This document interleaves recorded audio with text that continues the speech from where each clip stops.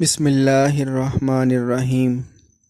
بے بس اور مظلوم عورت کی چیخیں جتنی تیز ہوتی، سنگ دل رومی کے کہکے اتنے ہی بلند ہو جاتے۔ اس نے ایک زور کا تھپڑ عورت کے منہ پر مار دیا۔ عزت دار خاتون سے یہ ذلت برداشت نہ ہوئی تو وہ بے اختیار پکار اٹھی، اے معتصم، تم کہاں ہو؟ اے ہمارے حکمراں، ہماری مدد کون کرے گا؟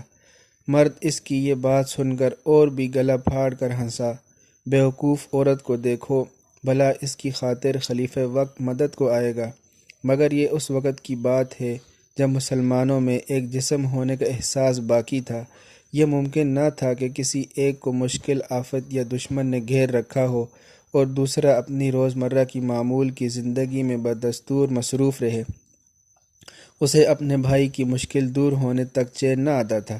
بغداد کی مسند پر معتصم باللہ موجود تھا اور یہ مظلوم عورت اس سے سینکڑوں میل دور رومیوں کے علاقے میں واقع عموریہ نامی قلعے میں قید تھی۔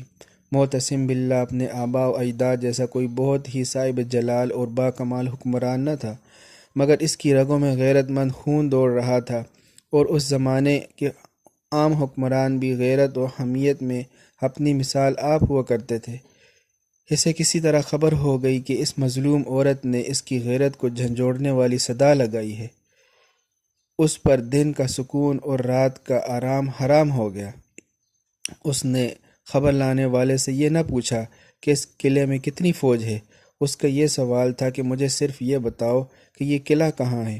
اس کے بعد اس نے صبح و شام جنگی تیاریاں شروع کر دی اور آندھی و طوفان کی طرح پہنچ کر اس قلعے کا محاصرہ کر لیا۔ مسلمانوں کی غیظ و غضب اتنا شدید اور ان کے حملے اتنے زوردار تھے کہ قلعے کی بنیادیں ہی ہل کر رہ گئیں۔ دشمن کو ہتھیار ڈالنے پر مجبور ہونا پڑا، اور جب وہ سنگ دل شخص جو قیدی عورت پر ظلم ڈھاتا تھا گرفتار ہو کر معتصم باللہ کے سامنے لایا گیا تو اسے علم ہوا کہ یہ قوم واقعی غیرت مند ہے، جو اپنے ایک فرد کے بدلے لینے کے لیے بھی اس طرح بے چین ہوتی ہے جیسے انسان اپنی انگلی کی تکلیف پر بیتاب ہو جاتا ہے۔ مسلمانوں کی یہ قابل فخر و عادت بات آج کل غیر مسلموں نے اپنا لی ہے۔ دنیا میں کہیں بھی غیر مسلموں کو کوئی مسئلہ ہو جائے تو وہ سب سر جوڑ کر بیٹھ جاتے ہیں اور ایک دوسرے کی مدد کرتے ہیں جب تک ان کو تحفظ کی چھاؤں میسر نہیں آ جاتی۔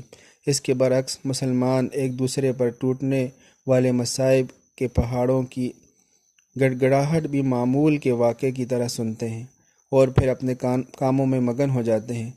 کوئی زیادہ دور کی بات نہیں، کچھ عرصہ قبل بھی یہ عالم تھا کہ اگر کسی مسلمان پر ملک پر حملہ ہو جاتا تو عالم اسلام میں دکھ اور فکر کی لہر دوڑ جاتی، خوشی کی تقریبات کو موقوف کر دیا جاتا تھا اور مصیبت زدہ مسلمانوں کے لیے حسب توفیق امداد اور تعاون کی ممکنہ صورتوں پر غور اور عمل کیا جاتا تھا۔ مگر جب سے مغربی میڈیا نے غیر مسلم ثقافت کا زہر مسلمانوں کے دل و دماغ میں انڈیل کر انہیں نفس پرستی کا عادی، عیش و عشرت کا دلدادہ اور بھوک و جنس کا غلام بنا دیا، اس کے بعد ان کی کسی دنیا کی وجہ سے بھی دنیا میں لگ گئے اور مسلمانوں کا جو درد تھا، غم تھا، وہ بھول گئے۔ اللہ تبارک و تعالیٰ سے دعا ہے کہ اللہ تبارک و تعالیٰ ہمیں دوبارہ مسلمانوں کا وہ درد اور غم نصیب فرمائے اور ہر پلیٹ فارم پر ہمیں اپنے مسلمان بھائیوں کا دفاع کرنے کی توفیق عطا فرمائے۔